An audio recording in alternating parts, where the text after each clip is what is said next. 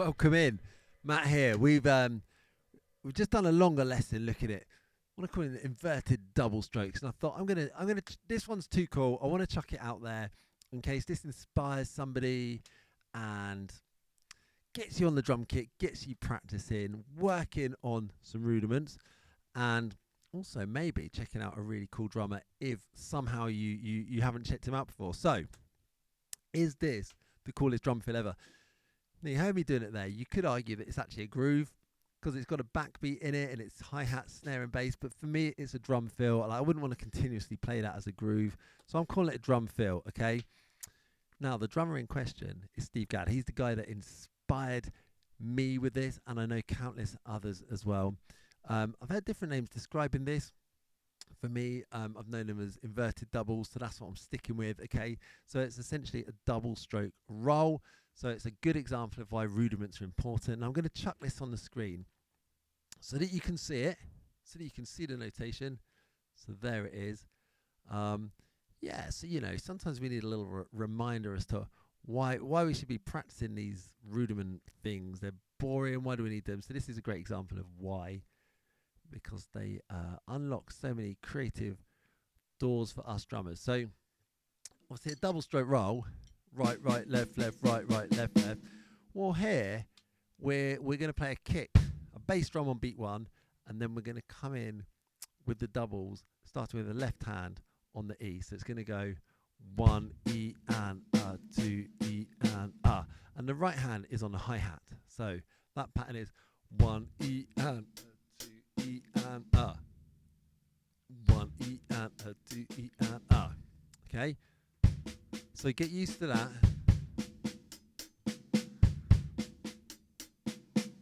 Now on beat 3 there, what's actually happening is instead of playing a bass drum at the beginning of the phrase, we're going to bring our right hand over and play an accented snare. So that second half of the bar, which is the second phrase, starts with a right and then left, right, left, kick. So it's the same thing twice, except for on the first one, we start with a kick. On the second one, right-handed accent. So the whole pattern, 1 E and 2 E and 3 E and 4. 1 E and 2 E and.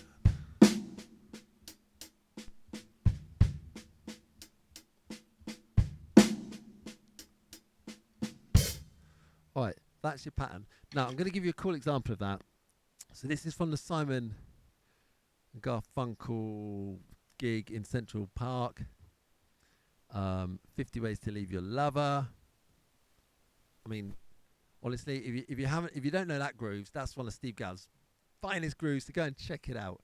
I guess we all need to be introduced to these famous beats somewhere. So if I am that guy for one or two people out there, then great, go and check it out. That is an incredible drum beat. But this is the end of this live version. So he does a kind of mini drum solo.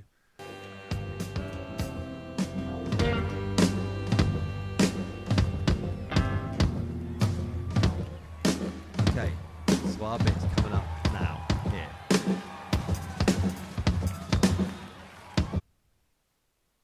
That, I heard it as a kid, no idea what was going on, knew it was amazing, didn't know what it was.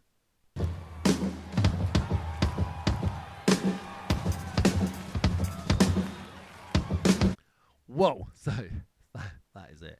That is it. So if you haven't heard that before, that is that live version from Central Park. Just this little drum solo-y bit at the end of the song.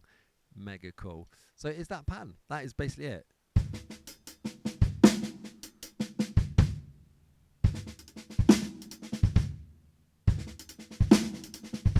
And then if I play it quicker again.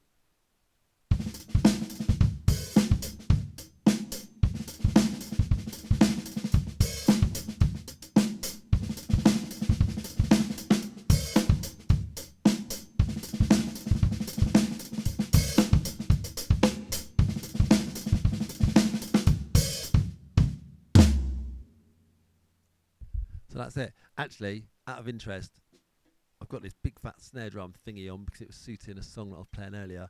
Let's hear it. All right, let's try it again without that. It's quite a lively tuning on this. So let's see what it sounds like without it.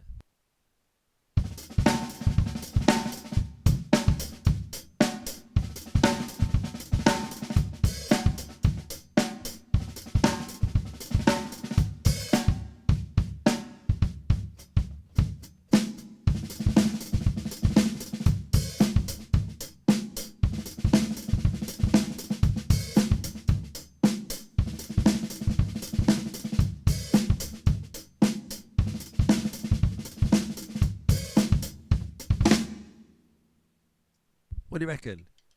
Better with big fat snare drum or better without? Let me know. I think I prefer it with the big fat snare drum. It's drier, it's a bit of a warmer sound. Anyway, getting a bit lost in the details, probably not important. Although it may be, because sometimes if you're on an acoustic kit, sometimes the tuning and the sound can really affect things like this, especially when it's very nuanced. You know, so key things to just think about if learning this.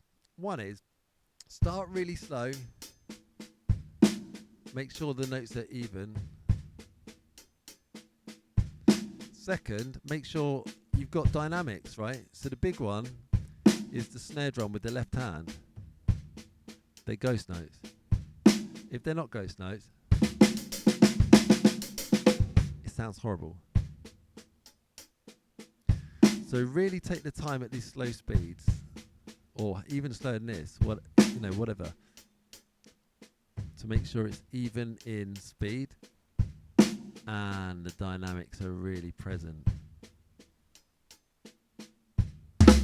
All right, gradually speed it up, but keep that quality. And when you do, it's cool, and you can just chuck it in there. You might use it in one song once in your life, but when you do, people are going to go, "Whoa, that was pretty cool. What was that?" And there'll be lessons, drum lessons made about your feel one day. Now, is it the coolest drum fill ever? I don't know. It's certainly one that's mesmerized me since I was a kid, and it was like magical. I had no idea to even start working it out. But if you've got a drum fill that you think's even cooler, there's hundreds of cool drum fills out there. I don't know. Comment below. Let me know what's your coolest drum fill. Maybe you can pass some inspiration on to me and whoever else might be watching or reading this in the future. We can go and check out some cool drum fills.